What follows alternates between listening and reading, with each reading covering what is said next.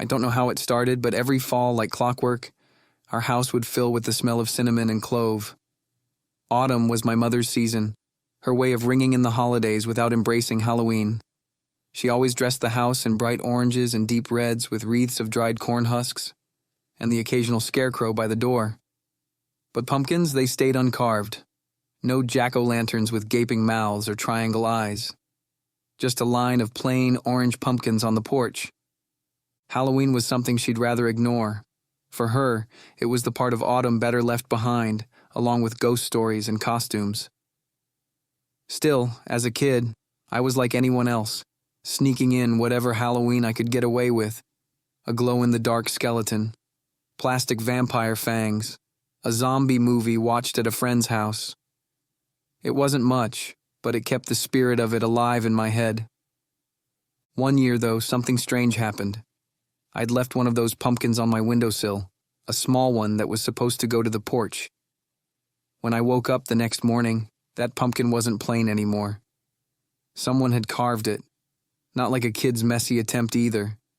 This was fine, careful work, done with a hand that knew its way around a blade. The eyes had tiny etched lashes, and the mouth was a crooked, playful smile. The work was beautiful, like it belonged in a store display. I was so amazed that I nearly woke my mom, but something held me back. That night I tried staying up to see if it would happen again, but sleep got the best of me. When I woke up, the pumpkin was in the same spot, carved and with the window neatly closed. I was young enough that explanations didn't matter. I only knew something amazing had happened, something no one else had seen. I decided the work had to be from the little people. These little people or trolls were like something out of a fairy tale, strange and wild. I'd only caught glimpses of them. I remembered the first time, too. Little figures just beyond the tree line, when the sun was setting and shadows seemed to stretch forever. I'd been playing in the yard when I saw them, small hunched creatures with scruffy faces and crooked noses who disappeared before I could blink. From then on, they'd been with me, haunting my mind in the way only childhood fantasies could. The pumpkins and the little people became part of my Halloween tradition, one I kept to myself and never shared, not even with my friends. Over the years, the carvings continued. Every Halloween season, I'd leave out a pumpkin and wait, hoping to see it transformed. And each time, my little friends didn't disappoint. They even left small wooden carvings on my windowsill sometimes. Tiny animals, an owl once, and even a miniature pumpkin with the same sharp, knowing grin. Each time, I'd try to stay up and catch them at it, to see the little people with my own eyes. But they always slipped past me, closing the window behind them like they were leaving me a quiet secret. In my own way, I grew up with them. Every fall, I felt their strange, almost magical presence, a quiet reminder that there was something else in the world, something unseen but not unfriendly. That was enough for a kid, enough to keep the feeling alive. And as long as the pumpkin carvings appeared, I didn't ask too many questions. I simply let them happen, the way you let the seasons change, without asking why. It's funny how things you accept as a child can follow you, how they stay in the back of your mind, even when you start thinking you're past all that. Now, standing here, with the chill of October creeping in and another uncarved pumpkin on the porch, I could feel it again. A sense of waiting for something to happen. It was only a few days until Halloween, but I knew somehow it was just the beginning. I picked up a seasonal job this October, clearing fields for the next planting season. The work was steady and simple, mostly clearing debris, dead crops, and pulling weeds from the heavy, rain-soaked soil. The last thing I expected was to see Vincent Carver there, of all people wielding a pair of rusty hedge clippers and yanking out thistles like he had something to prove. Vincent and I had been classmates forever, but he'd never been on my radar. He wasn't one of those kids who made a lot of noise. He stayed in the background, keeping to himself. I'd barely given him a second thought until now. Watching him work, though, I felt like I was seeing him for the first time. He moved in this focused, rhythmic way, his hands rough but careful, There was a kind of steadiness about him, a sense of purpose that felt grounding. During our break, I offered him a water bottle, which he accepted with a nod. We started talking, mostly about the work and the upcoming cold snap that would make this job even tougher. He had this dry, almost sardonic humor that caught me off guard, and before I knew it, I was laughing. He cracked a small grin in response, which felt like winning a prize. By the time we were done for the day, we'd fallen into a natural rhythm, walking back toward town together. Our conversations shifted into familiar topics, what we were planning after high school, the few people we both knew, the things we liked and didn't like about living in a place as small as Fowler, Indiana. But it was different from the kind of talk I'd have with friends. With Vincent, I felt like I was letting down my guard. He was easy to be around, his quiet confidence steadying the awkward pauses between us. That night, as I left another uncarved pumpkin on the windowsill, my thoughts kept drifting back to Vincent. I didn't know why he was on my mind so much. I wasn't looking for anything more than this seasonal gig. Yet here I was, wondering if he'd be at work again tomorrow. As much as I tried to shake it, he'd crept into my head, edging his way in like a song you couldn't forget. The next day, we ended up working side by side again. It felt strange, comfortable, like we'd been doing this for years instead of days. On our walk back, he told me more about his family, who'd been in Fowler for generations. He mentioned his grandmother who believed the land itself had memories. It was an odd, offhand comment, but it stuck with me. Memories in the land. It sounded like something out of a folk tale, yet the way he said it made it seem perfectly natural. As we parted ways near my street, he turned to me, his gaze sharp. "Stay safe around Halloween, Mendoza. Strange things happen in Fowler." He said it with a hint of a smirk, but his eyes held something more. A warning, maybe. I couldn't tell if he was joking or if there was something he knew that I didn't. Either way, it made me uneasy, stirring up memories I hadn't thought of in years. That same night, another pumpkin appeared, carved with delicate, intricate detail. It had to be the little people, I told myself, the same as every other year. But Vincent's words echoed in my mind, twisting their way into my thoughts like vines. I couldn't shake what Vincent had said about Halloween and the strange things in Fowler. His words seemed to follow me, looping in my mind every time I looked at the carved pumpkin on my windowsill. Something about it this year felt different. Its jagged smile almost looked like it was taunting me, daring me to dig deeper.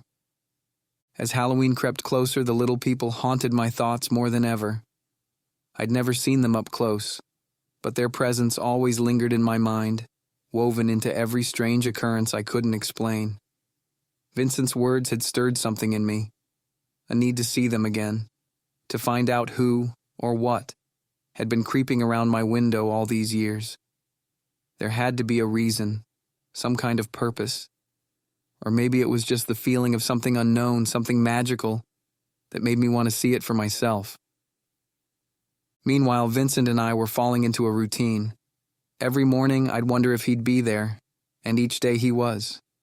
By the time our shifts ended, we'd be walking home together, mostly talking about nothing important. Yet I felt like he was slowly pulling pieces of my past out of me, things I'd kept buried. Vincent asked about my family, about my mom's strict rules, and even though it felt awkward at first, I found myself answering honestly. He was a great listener, taking in every word without judgment. One afternoon, as we trudged back from the fields, Vincent's expression turned serious. "I saw something strange in the woods last night," he said, his voice low. "Small shapes moving just past the tree line, too quick to catch. Ever see anything like that?" I froze, unsure of what to say. How could I tell him that I'd seen something just like that when I was younger, that I'd come to think of them as my own personal secret? If he'd seen them too, then maybe they weren't just some dream I'd conjured up in my head. Maybe they were real, just as real as the carvings they left me. "What do you think they are?" I asked, trying to keep my voice steady. "Not sure," he replied, but his gaze was sharp, thoughtful. "But if you see them, don't follow. Sometimes it's best to leave things alone." It was an unsettling warning, one that added an edge to our talks. I wanted to press him further, to ask what he meant, but I was afraid of sounding too eager, too curious, and part of me wasn't sure I wanted to hear the answer.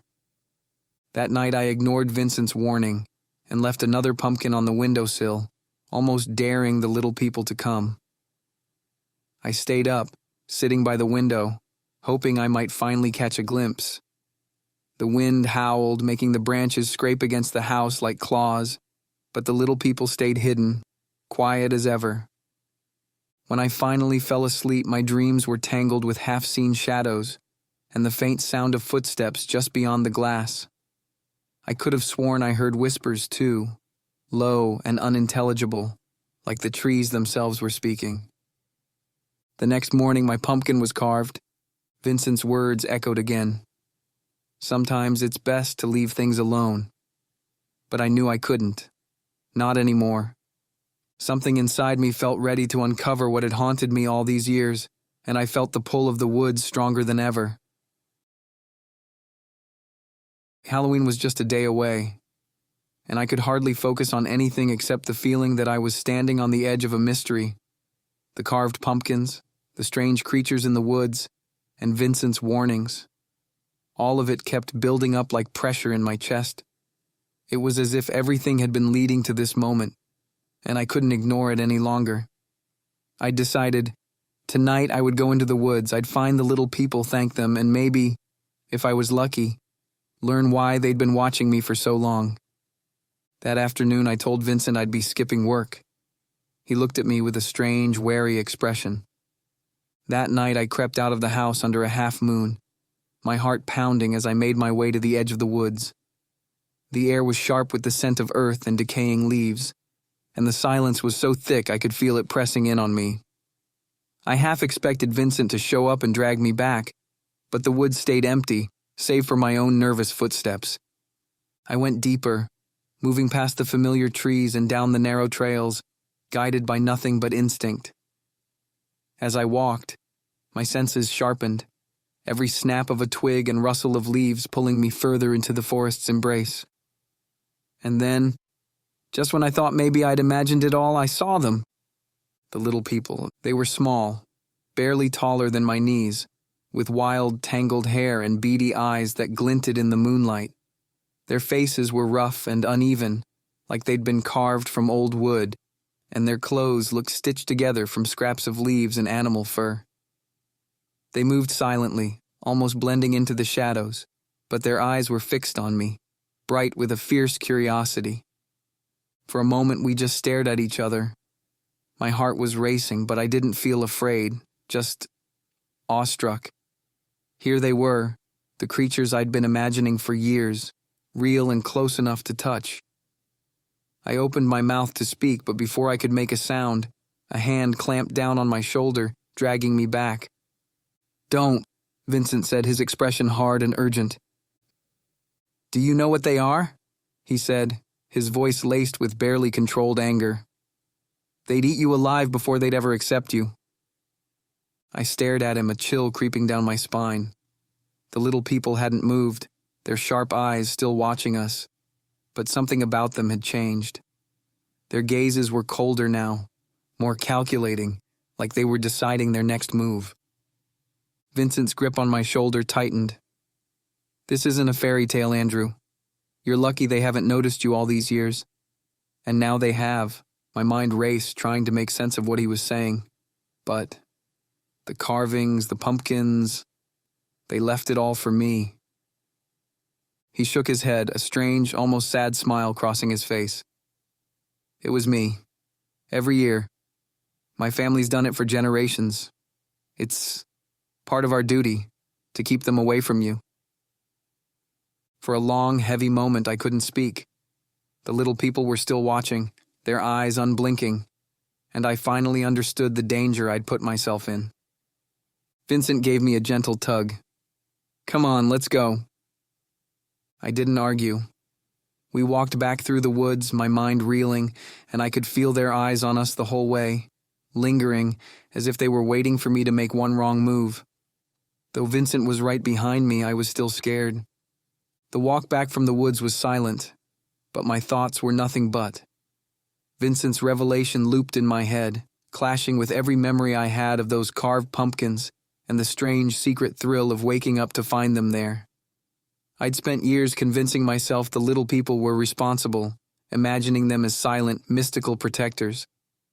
But now, knowing it had been Vincent all along, it was like discovering I'd been looking at the world through a veil that had finally been lifted. We reached the edge of the woods and Vincent dropped his hand from my shoulder, glancing back to ensure no one had followed. I could still feel the cold, calculating gazes of the little people lingering, even from a distance. Vincent's warning rang in my mind, and for the first time, I understood the gravity of what he'd said. The little people weren't friendly or curious or some kind of protective force. They were dangerous, something to be kept at bay. Finally, I broke the silence. All these years, and why didn't you tell me? Vincent looked at me, his expression tired but steady. Would you have believed me? You've been caught up in your own world, Mendoza. I didn't want to ruin that. And anyway, he added, a small, resigned smile on his face, it's just what we do. What you do? I echoed, confused. What does that even mean, Vincent? He hesitated, running a hand through his hair. My family, we've always kept an eye on those things. My grandmother used to say we're the caretakers or something like that, though I think that's just her way of making it sound noble. He chuckled humorlessly. In reality, we just carve out warnings in a language they understand. So all those carvings on my pumpkin and on the windowsill, I said slowly, piecing it together. That was you. He nodded. Every year, I'd sneak over and leave them just like my dad did before me. I don't fully understand why, but it works. The weight of his words settled on me, and I felt a strange mix of gratitude and frustration. Vincent had been looking out for me all this time, guarding me from something I hadn't even realized was a threat, and somehow he'd managed to do it without me ever noticing, without me even knowing he was there. Why me? I asked, voice barely above a whisper. Why go through all that trouble? Vincent's gaze softened, and for a moment I thought he was going to look away. But he held my eyes, a quiet intensity in his expression that I hadn't seen before. Because, Andrew, maybe I just wanted to make sure you were okay. And maybe after all these years I couldn't imagine Halloween without leaving something for you. Something flickered between us, unspoken but electric. All the teasing, the silent protection, the years of carved pumpkins. It had all been Vincent. The thought left me breathless. But before I could say anything, Vincent looked back toward the woods, his expression darkening. They're not going to forget what you did tonight, he said. They're patient, but they remember. The weight of his words hit me hard. This wasn't just about a single night. It was something Vincent had been dealing with for years, and something he'd keep doing every Halloween as long as he had to. Let me help, I said, surprising myself. If they're going to remember me anyway, maybe I should learn how to keep them away too. Vincent's eyes widened, and for a moment he looked like he wanted to argue. But then he nodded, a quiet acceptance settling over him. It's not something to take lightly, Andrew, but I'd be glad to have you by my side. We stood there for a long moment, the unspoken promise hanging between us. I could feel the weight of all that lay ahead, the danger, the responsibility. But somehow, with Vincent beside me, it didn't feel as daunting. In fact, for the first time, I felt like I truly belonged to something. The little people would be there, but so would we. Vincent was right, strange things did happen in Fowler. But now I wasn't just another kid caught in their web.